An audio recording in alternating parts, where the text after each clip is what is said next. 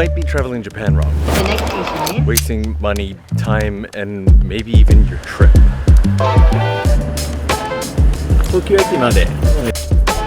It is so dark this early in the morning. Since we're traveling all day today, I'm going to try to help avoid some of the increasingly common Japan travel pitfalls, and I'm not just going to I'll show you as we go. We're heading somewhere hard to reach today. It's 4 a.m. right now, and since there are no trains this early, I'm in a taxi. A lot of people tell me that they're afraid to use taxis in Japan, and this isn't even one of my tips, by the way. Walking is fantastic. Explore everything.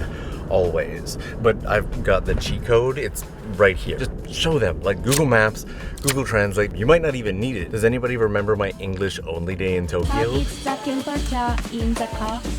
is your notebook.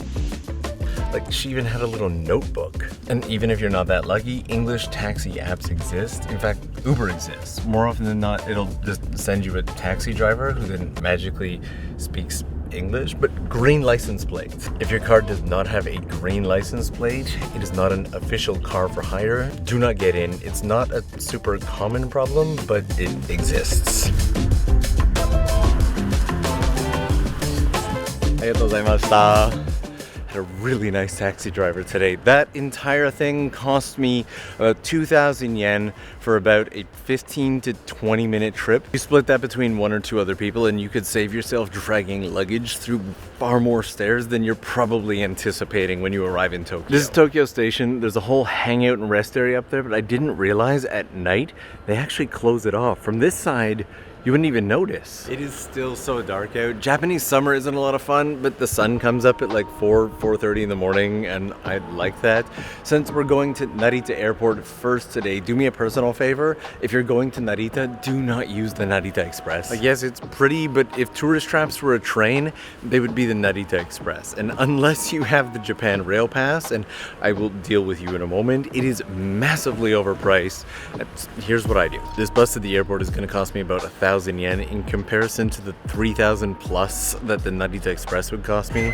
I can use my Suica card, and I still get a private seat without having to stand on one of those crowded discount train lines like the Keisei line. Now, buses can run into traffic as well, so I don't recommend taking them when time is tight, but still a great option. 成田空港までの所要時間は第3ターミナルまでが62分、第2ターミナルまでが65分、終点第1ターミナルまでが70分を予定しておりますが。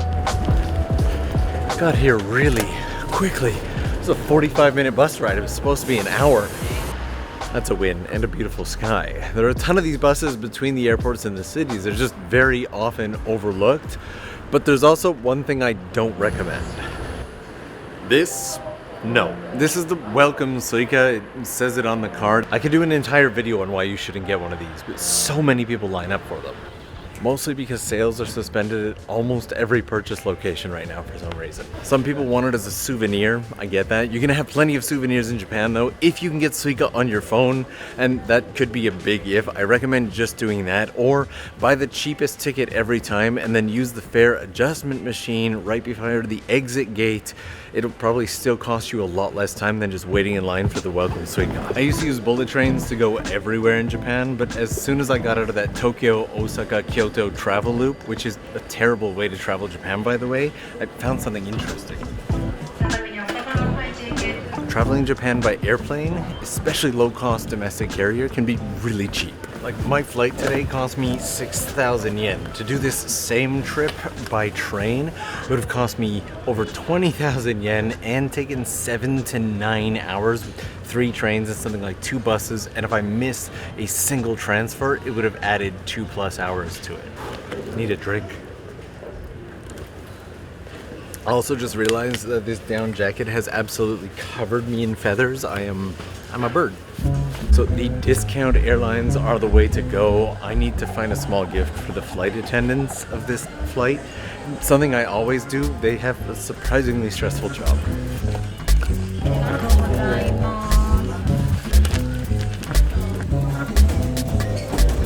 I'll often do this for domestic flights, always do it for international flights. Obviously, bigger crew need a bigger gift. You make some friends along the way. And if you've ever been to Terminal 3 of Narita Airport, it is a journey to get anywhere in this terminal.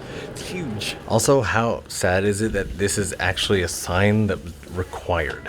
Like, Japan's always had a problem with that on trains, but is now officially an issue on airplanes as well. It's been all over the news lately.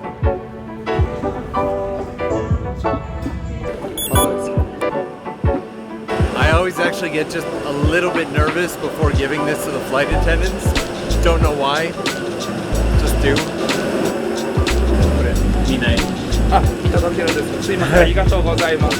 One of the first ones on the plane today. Also, none of this was a tip. It's just something that I like to do while flying.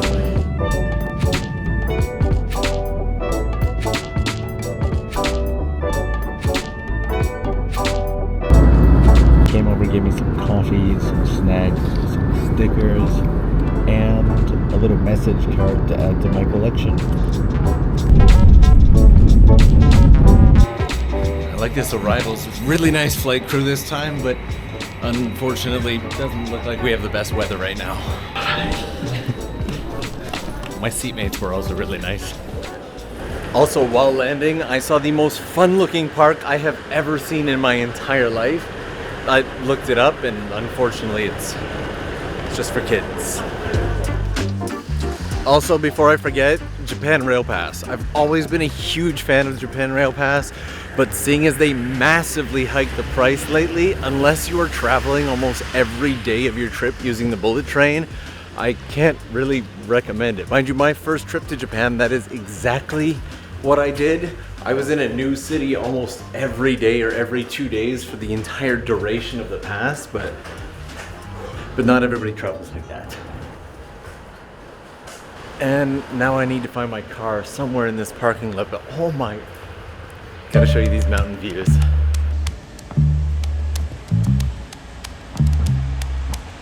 There's something about the fog over the mountains that just screams Japan, and pretty sure this is my car.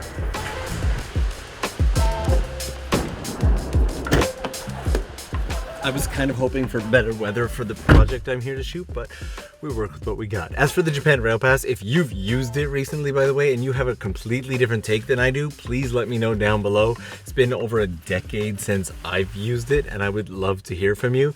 As for driving in Japan, it's something I highly recommend, and it's not as difficult as you might think. The other thing that makes driving in Japan so great, though, is how cheap it is to rent cars.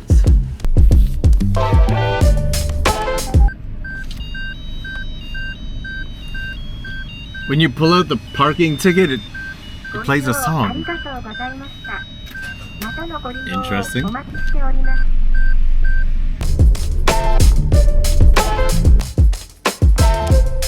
Also, look at those cars over there. I really want to try and drive one of those. I'm in Shikoku, by the way. Don't think I mentioned that. Also, weather looks like it's picking up. It's one of those areas where, while you don't necessarily need a car, it'll definitely add to the experience. Most of Japan is wonderfully accessible by train, but some of the best spots, like Kyoto's crazy beautiful hidden shrines, are really only accessible if you have a car. And since we're going deep into the mountains today, there's two things that we need to do first.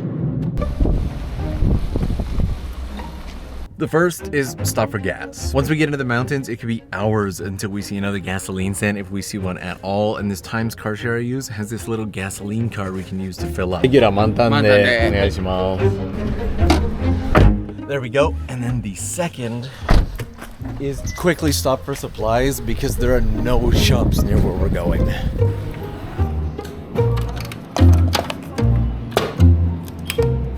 Mission complete with coffee. If you were driving into the mountains of Japan, I cannot overstate the importance of a full tank of gas and potentially a convenience store run. You could go hours without seeing a gas station in Japan, especially at night. There are none.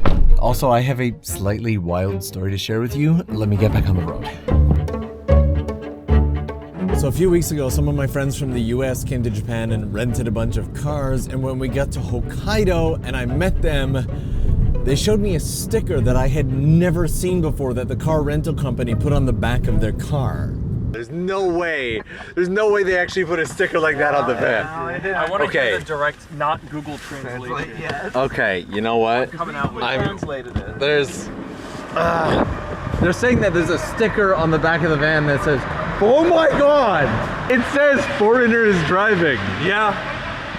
And they're not wrong. They should be aware of us. We're a menace. Oh, this is amazing. I've rented cars in Tokyo and all around Japan and never seen that sticker before. Renting cars can be pretty simple and pretty cheap, but you will pay a premium if you're using the English booking website, so I recommend using Google Translate to use the Japanese websites. I did a video on driving Japan a while back. I'll link that for anybody who wants to know more. But for anybody living in the country, using a car share like the one I'm using here is going to be your best and cheapest option. This is going to cost me under 9,000 yen for a 36-hour rental, plus whatever gas or distance fee. But now the adventure begins.